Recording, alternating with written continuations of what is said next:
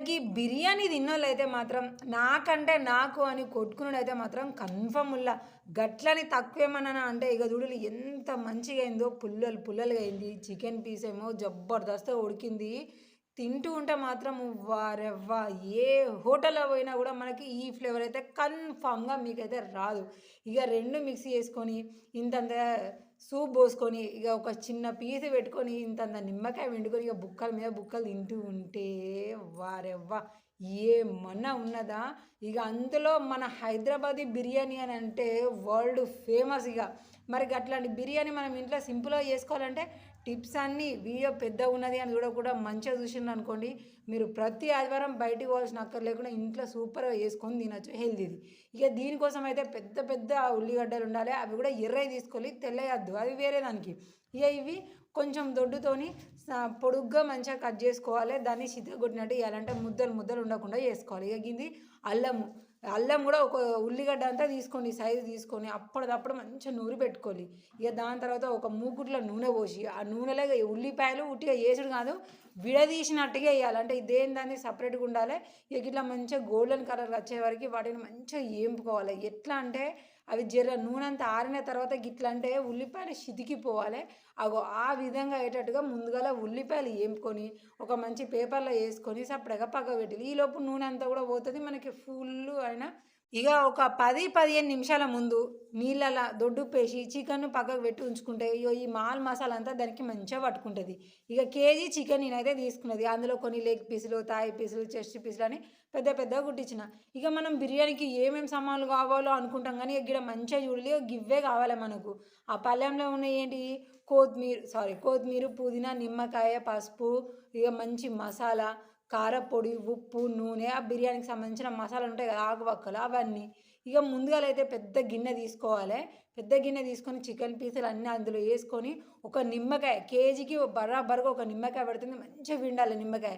ఇక దాని తర్వాత ఇందాక నూరుకున్న అల్లం ఉన్నది కదా, మొత్తం కాదు సగం తీసుకోవాలి. ఇక్కడ సగం కానీ 3 వంతులు కానీ తీసుకొని బుత్తమంతనైతే పక్కకు ఉంచాలి. ఇక దీని తర్వాత ఇక ఇంతంత పసుపు వేసుకొని మంచిగా కలపాలి. కలుపుడు అని అంటే ఇక మనము కోడిని కోసిన తర్వాత కోడికి మొత్తం పసుపు పెట్టి కాపుతాం కదా, అప్పుడు ఎట్లా మ్యాగ్నెట్ చేస్తాం మనం, గట్ల చేయాలి.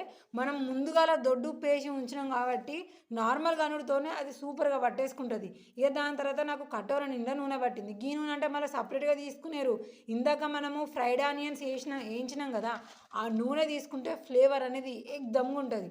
అదే నూనె కటోర పోసిన.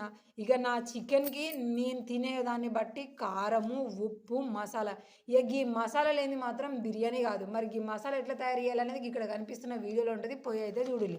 ఇక దాని తర్వాత బిర్యానీ ఆకులు, ఇంతంత కరివేపాకు, ఇక బిర్యానీ దాంట్లో ఏముంటుంది, అదంతా చెక్క ఉంటుంది, పువ్వు ఉంటుంది, కాయ ఉంటుంది, జీలకర్ర, ఆవాలు, లవంగాలు ఇవన్నీ ఉంటాయి కదా, అవన్నీ కూడా వేసేసి మళ్ళొక్క దమ్ము అయితే మంచిగా కలపాలి. కాబట్టి ఇక్కడ మనము పిచ్చి పిచ్చిగా చిన్న చిన్నగా కొట్టిస్తే మాత్రము ఏమంటారు, బొక్కలు ఎక్కువ తాకుతాయి కాబట్టి పెద్ద పీస్ అయితే లోపల బోన్ ఉంటుంది, పైన పీస్ ఉంటుంది కాబట్టి ఇట్లా మనకు మ్యాగ్నెట్ చేసేటప్పుడు ఇబ్బంది లేకుండా ఉంటుంది. ఇక చివరాఖరికి ఒక 1/2 కేజీ అంత పెరుగు, అంటే ఒక ప్యాకెట్ మొత్తం కూడా పట్టింది. అంటే కేజీకి ఒక 1/2 కేజీ దాకానైతే పెరుగు పడుతుంది. ఇక ఆ పెరుగు కూడా వేసుకున్న తర్వాత ముందు ఇట్లా కలుపుకోవాలి. ఆ కిందున్న పెరుగు మొత్తం తీసేసి చికెన్ పీసుల మీద వేయాలి. రుద్దుడు బిద్దుడు దానికి గట్టి కొట్టుడు ఏం చేయొద్దు. అట్లా ఏమైనా చేస్తే చికెన్ పీస్ ఇందులోనే విచ్చుకుంటుంది కాబట్టి టేస్ట్ మనకి మంచిగా ఉండదు. ఇక దాని తర్వాత కన్ఫామ్గా నెయ్యి. ఇక నెయ్యి నేను ఇట్లా పోసినా కానీ అందాజుగా మీకు చెప్పాలంటే కూర గంట ఉంటుంది కదా, అందులో సగానికంటే జర్రంతా ఎక్కువనే పోసుకుంటే సూపర్గా ఉంటుంది.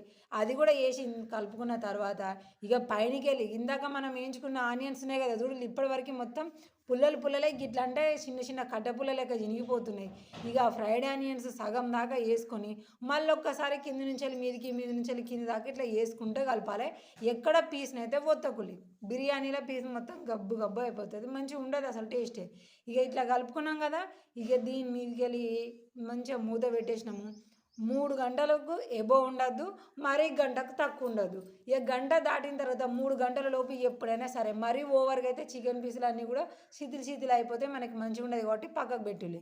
ఇక గిదిన తర్వాత ఇక బియ్యం తీసుకున్నా. ఇది ఇండియన్ గేట్ బాస్మతి రైస్. ఇక మనం నార్మల్గా ఏ రైస్ తీసుకున్నా ఓకే, నేనైతే గిది తీసుకున్నా. మనకి నార్మల్గా షాప్లో పోతే దొరుకుతాయి. కేజీ తీసుకొచ్చిన.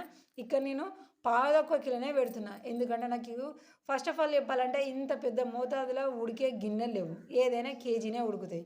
ఇంకోటి చెప్పాలంటే ఇంతగానం బిర్యానీ కేజీ మేము నలుగురం కూడా తినలేము.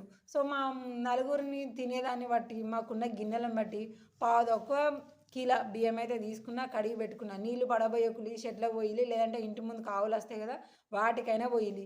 ఇక దాని తర్వాత ఇంకొక పెద్ద గిన్నెల మస్తు నీళ్ళు పోసుకోవాలి. అంటే ఒకటికి 300 కంటే ఎక్కువనే ఉండేటట్టుగా నీళ్ళు పోసుకొని బిర్యానీ సామాను మొత్తం వేసుకొని ఇక గిందాక మిగిలిన అల్లం వేసుకొని మళ్ళీ ఇంతంత నెయ్యి, మళ్ళీ బిర్యానీ సామాను అంత వేసి దానికి సరిపడా అంటే అన్నానికి సరిపడా ఉప్పు వేసుకొని మంచిగా ఇట్లా మసులుతున్నప్పుడు 70% కుక్ అయింది అన్నప్పుడు ఇక ఇట్లా చించి తుడిలి 2 వక్కలు అవుతుంది బువ్వ.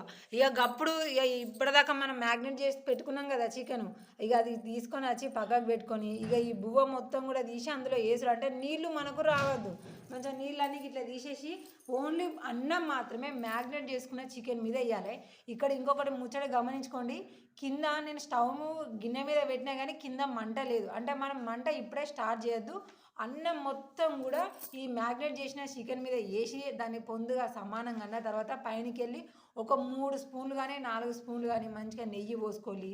ఇక మనకు సరిపడ మోతాదుని బట్టి నాకైతే ఇక పాదొక్క కేజీకి ఓ 4-5 స్పూన్ల దాకానైతే సూపర్గా పడ్డది. మంచి టేస్ట్ కూడా మనకు ఉంటుంది. ఇక దాని తర్వాత మీకు అందుబాటులో కుంకుమ పువ్వు ఉంది అని అంటే తీసుకొచ్చి నీళ్ళు పోయాలి. నా దగ్గర లేదు కాబట్టి నేను కలర్ నీళ్ళే పోస్తున్నా. కానీ మంచి కలర్కి మనకు రావాలి అని అంటే మాత్రం కన్ఫామ్గా మీకు కుంకుమ పువ్వుని అయితే యూజ్ చేసుకోవాలి. ఇక మళ్ళీ పైనుంచి వెళ్ళి మళ్ళీ ఇందాక ఫ్రైడ్ ఆనియన్స్ సగం వేసుకున్నాం కదా, మళ్ళీ మిగిలిన సగం ఉన్నాయి కదా అవి అన్నం తినేటప్పుడు కాదులా దీని మీద వేయనీకే స్పెషల్గా మనకు సైడ్కి ఏమి ఉండవు. ఇక మొత్తం కూడా ఉల్లిపాయలు వేసి మళ్ళీ పైనకి వెళ్ళి ఇంతంత కొత్తిమీర పుదీనా చిన్నగా తరుముకున్నదంతా వేసేసినామా. ఇక ఇప్పుడు మనం ఏం చేయాలి, సీదా సాఫ్గా ఇంకా వేసేటి అయితే ఏం లేదు. ఇక్కడ నిమ్మకాయ గిట్లా విండారు అవి ఏం అవసరం లేదు. ఇక ఇప్పుడు ఇది మనం పెట్టే వేడికి మంచిగా కుక్కు కావాలి అని అంటే ఇక గిట్లా మనము పిండిని మాత్రం కన్ఫామ్గా పెట్టాలి. ఇక గిడ పిండిని అయితే నేను మైదా పిండి తీసుకొని గిన్నె నీళ్ళు పోసి కల్లం బెల్లం మొత్తం అయితే మంచిగా కలిపేసిన, దీన్ని చుట్టూ ముట్టించేసిన, దానికి అటు ఇటు పోకుండా దగ్గరికి ఒత్తేసిన, దీని మీదకెళ్ళి ఆ గిన్నెకు బందోబస్తు ఉండే మూత పెట్టిన. అంటే సందులు బొందులు ఉండదు, ఉంటే అలాకెళ్ళి ఆ వేడంతా పోతుంది కాబట్టి కింద మాడిపోతుంది, పైన ఏమో బువ్వ బువ్వనే ఉంటుంది, కూర కూరనే ఉంటుంది కాబట్టి టేస్ట్ అనేది మనకు రాదు. సో వేడి అనేది పోకుండా అల్లనే ఉండాలంటే ఇక ఇలా మూత పెట్టిన తర్వాత ఆ మూత మేకలు కూడా పిండి అటేట్ అనాలి. ఇక దాని తర్వాత మంచిగా నీళ్ళు ముందుగాల మీడియం ఫ్లేమ్లో 20 నిమిషాలు బువ్వ ఉడకాలి. దాని తర్వాత 20 నిమిషాలు అయినాక మళ్ళీ ఒకసారికి 15 నిమిషాలు లో ఫ్లేమ్లో పెట్టుకోండి. ఇక ఈ టైంలో ముందుగాలనేమో ఈ మూతలు ఇవ్వకుండా ఉండనీకి సన్నీళ్ళే గిన్నె నిండా పోసి పెట్టిన. దాని తర్వాత లో ఫ్లేమ్కి పెట్టినప్పుడు అటు వేడి నీళ్ళు వేసిన నీళ్ళని దీని మీద పెట్టేసిన. దీంతో ఏంటంటే పైన కూడా బువ్వ అనేది మనకి మెత్త లేకుండా సూపర్గా కుక్ అవుతుంది. మొత్తానికి మనకి 40 నిమిషాల వరకు అయితే అన్నం ఉడుకుతుంది. ఈ 40 నిమిషాల తర్వాత ఇక చూడాలి నా పిండి మొత్తం కూడా ఎర్రగా పైపోయింది. ఇక పైన ఉన్న అన్నీ కూడా మనకి మంచిగా వేడికి ఉడికినాయి, ఏది మాడలేదు. అవన్నీ ఫ్రైడ్ ఆనియన్స్. ఇక దాని తర్వాత చూడాలి ఇక గంట పెట్టి ఇట్లా తీస్తుంటే పైన ఆనియన్స్ కలరు, మిడిల్లోనేమో తెల్ల బువ్వ, కిందనేమో మనకి మంచి క్రిస్పీగా ఉండే చికెన్ పీస్తో కూడిన గ్రేవీ లాంటిది. ఇక అవన్నీ కూడా మనకి ఒక్కొక్క బుక్కకి ఒక్కసారి ఇట్లా గంట కిందికి తోడినామంటే ఆల్మోస్ట్ ఒక్కొక్క పీస్తోనే ఒక్కొక్క గంట మనకు వచ్చేస్తుంది. ఇక ఖచ్చితంగానైతే మనం దీన్ని ఇంకొక గిన్నెలకి షిఫ్ట్ చేయాలి. షిఫ్ట్ చేసేస్తే మనకి ఏంటంటే అన్నం వస్తుంది, చికెన్ పీస్ వస్తుంది, మాల్ మసాలాలు వస్తాయి, ఆనియన్స్ వస్తాయి, ఇవన్నీ మనకు వస్తుంది. మళ్ళీ ఇంకొకటి ఏంటంటే ఇక్కడ గిన్నె అనేది బిర్యానీ గిన్నె కాదు కదా, బిర్యానీ గిన్నె అంతా వెడల్పు ఉంటుంది కాబట్టి దానికైతే అవసరం లేదు. సో ఇది నాది నార్మల్ గిన్నె కాబట్టి తీసి నేను వేరే గిన్నెలు వేసుకుంటూ ఆ వేరే గిన్నెలో కూడా మనకి అన్నీ వచ్చేటట్టుగా ఇట్లనైతే మొత్తానికి అయితే తీసేసిన. ఇక ఇప్పుడు ఇక బందోబస్తుగా కూర్చొని ఇక ఇంతంత అన్నము పక్కకు ఇంతంత క్యారెట్ ఉల్లిపాయ కట్ చేసుకొని బువ్వ వేసుకున్నా, ఇక చికెన్ పీస్ వేసుకున్నా, ఈ గ్రేవీ కూడా వేసిన. అయ్యో గ్రేవీ కూడా తెలియకపోతే పక్కనే వీడియో ఉంటుంది సుడులి.